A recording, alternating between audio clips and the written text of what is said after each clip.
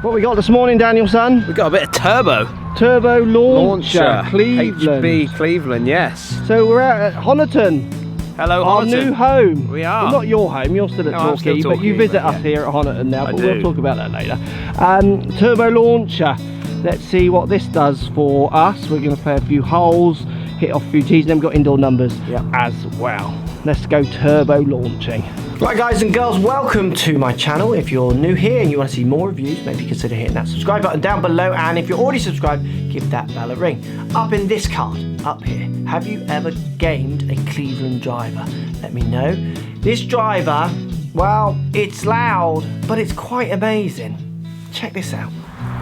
So how's it looking? It's a little bit Ping-esque, is it not? Black. You could say that. A little bit of that matte finish, and then this sort of like, oh, what do they call them? Turbulators on the back. Yeah, but they're not turbulators. It's their highball crown, I think they call it, which we will talk about.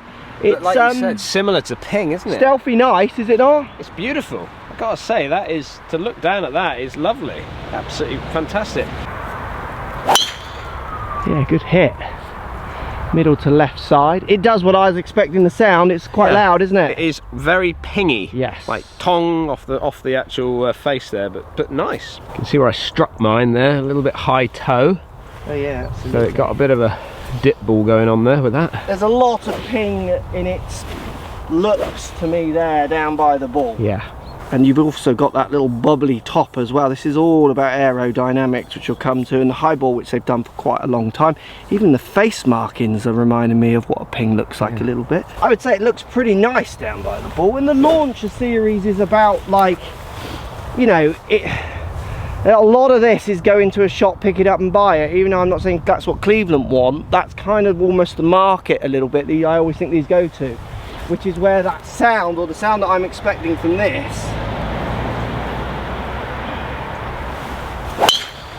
yeah, it's everything I'd expect. You know, it's got that launcher tingy sound, doesn't it? It has. And I caught, so you caught one up here, and I caught that one slightly out the bottom. Yeah. Still, it went fine. Let's hit a few more with it. This is where my low strike would be. Yeah. Decent kind of result. Just up the right side. With your more toe, which yeah, will show you mine was turning left. I'm just going to pitch one in. Probably about 60, 70 yards. Yeah. So why do you think people don't play Cleveland drivers that much? I bet you've never played one. Well, funny you say that. I have. As a junior? It must have been towards the junior days. Yeah, Leicester had it out of my bag after that, so that was gone. But yeah, it was. Let me hit this a sec.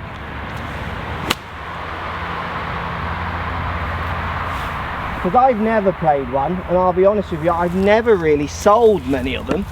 And so much of it, I think, is about infrastructure, isn't it? It's about how they are in pro shops or not, because that power, I think, is often ignored in the realms of conversations about what driver's best and not. Yeah. Often a driver is best. So if you get on the Radio 1 in the UK, you get on their playlist, you got a much better chance of having a hit. Yeah, for sure. So is it a hit record, or is Radio 1 playing its part to making that hit record? Do you see what I mean? Yeah. Is this a hit driver, or is it not on the playlist enough in pro shops, is what I would always question. Post comments down below, have you ever used a Cleveland driver? I'd like to know. And just pitching on, he's about 30 yards, 20 yards on from mine. Again, through quality, a strike up the left with the toe. Yeah. Nice pitch as well, Dan, good shot. So we're just going to walk the next tee, par 5. We'll hit the tee shots off here. Let's go and have a look at the tech of this club. Yeah. So turbocharged cup face, Cleveland is saying. The new turbocharged cup face enhances a new variable face. So you're getting higher COR on a larger impact area. So in effect, the sweet spot they're saying, you could say, is kind of extending across that face. You're getting more rebound on different parts of the face. The high ball crown, ultralight Hosel. So they've made the Hosel really light to allow to move centre of gravities lower, because they're relieving weight there. And they've also got the new high ball crown, which enables them to move the centre of gravity by 2.2 millimeters. That's all going to give higher launching in effect, higher launching and more forgiveness on that head. Deep weighting, they say, which means they basically just pulled the weight back on that club and low, again trying to keep MOI up, helping you with mishits. Now it's got a counterbalance shaft, so you've got more weight up in the grip end, enabling additional head mass for increased MOI. So more mass in the head, but it won't feel heavier because they're making the top end of the club heavier. So they're counterbalancing that weight, is what Cleveland is saying.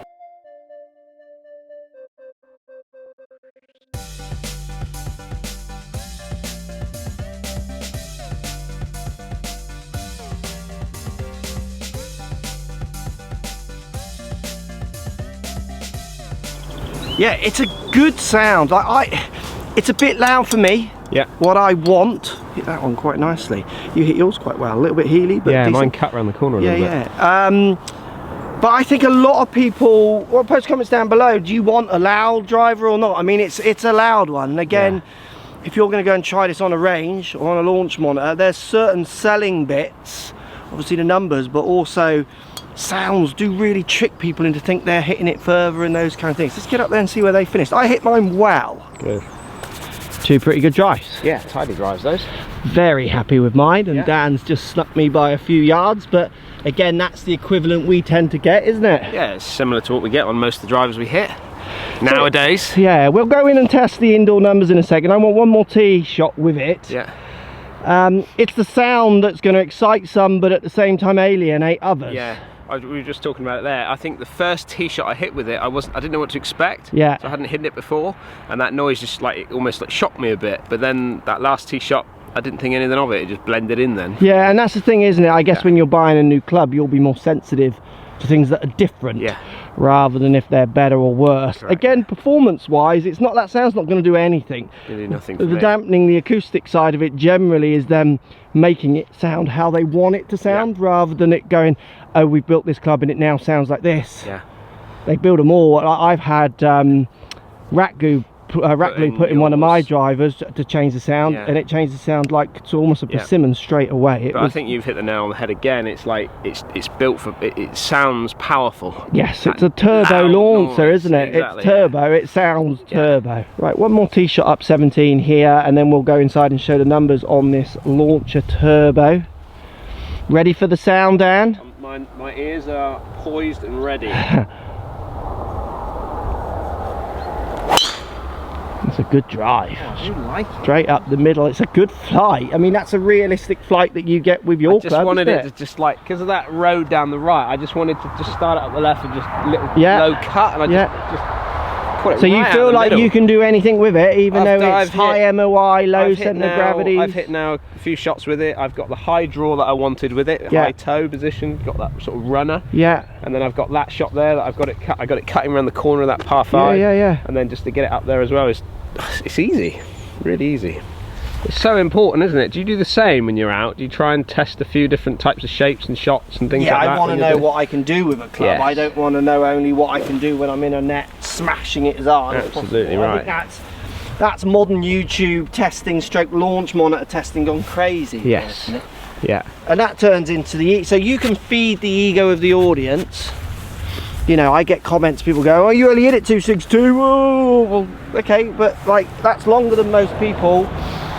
That's on the fly. Yeah. So I actually hit it about 270, 275, but let's ignore that.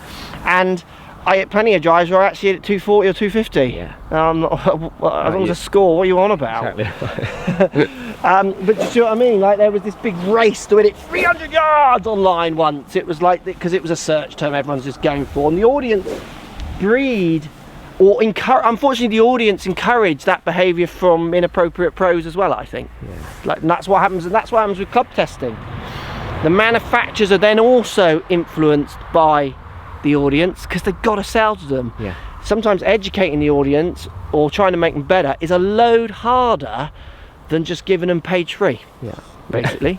Could you game this shape? I could game that. I totally could. I love the way it frames up. I love the lines. Again, I know, I'm sorry Cleveland, you probably don't like it, but it's so similar to Ping. Like, I'm seeing these lines and I'm like using them to aim and track my ideas of path and everything. And I like that this is, sometimes this can get too aggressive for my liking, and it's a tiny step. I was going to say, it's blending for me. Totally. I absolutely like this shape and could game this.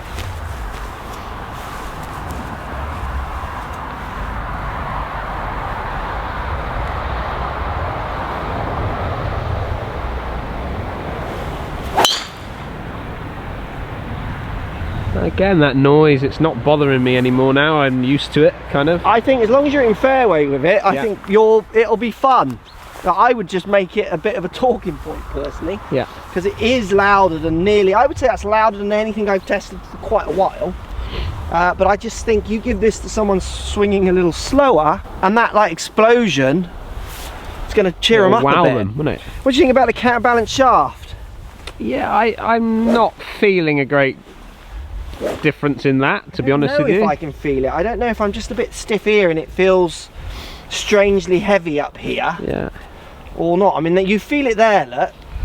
Do the fishing one test. You feel that, don't you? Yeah, I can grab feel my that, driver out. Grab my driver there, look, and do the same, or yours.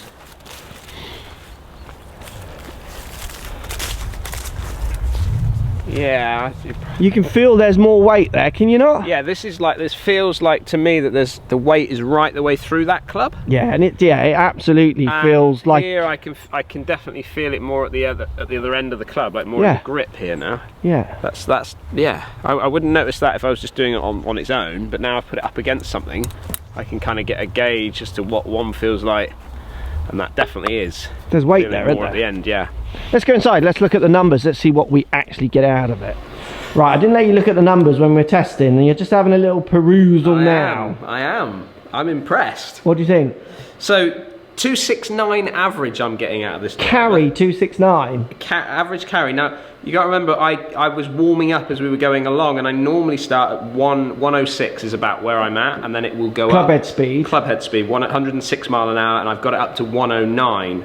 Now, if you go my best, 276. Distance flight 276 in the air. Carry. And then what's the spin ranging from and to and averaging? So we're ranging from, so I got one a little bit high and in the toe, which I felt as soon as I hit it. I felt it, and it went. It carried 265, but it spun at 19.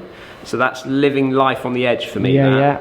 But I got another one which again I felt it straight off the face, caught it a little bit lower in the face, and spun it at 3,000 revs.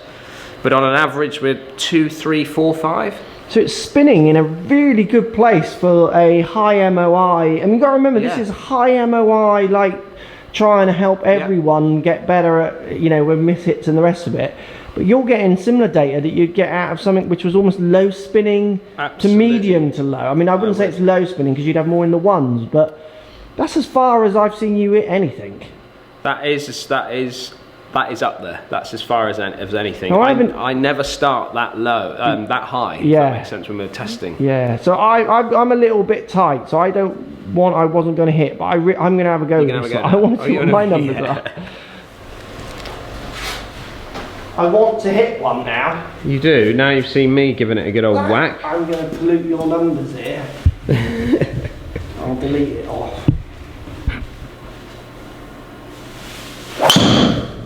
That's a high toe. I could hit that better than that. 254. Spin. 1-2 spin. 1-2? Because I high toed it. Hang on, let me get in there. 1-2 spin. 1-2-7-5 254. You have polluted my numbers. I will delete these off. I'll delete these off. I just want to see what I'm getting out of it numbers wise. It's as good as anything. Yeah, look at that. 263. 263. But again, look at that spin. 263, 18. 18. Yeah, that's good. Go and test it. Let me know if you've tested it, what you think. Tech's fine, counterbalance weight, win the shaft. I'm not really, I feel it a bit that way, but nothing else. Like a Hosel. I like the look, I like the way it frames up. Yeah. The sound is aggressive, but I could make a joke of that. I prefer a less aggressive sound. That looks as good as anything out there, and the numbers for both of us there, it's got to be said, they're as good as anything. Post comments down below. Will you try it? Won't you? Let me know down there. If you haven't tried it, if you've never used a Cleveland driver, let us know down there why you haven't as well. I would really be interested to know the reason. Is it that you just don't stumble across them in shops, those kind of things? It's as good as anything, isn't it? Can I have that? Can I take? Thank you very much.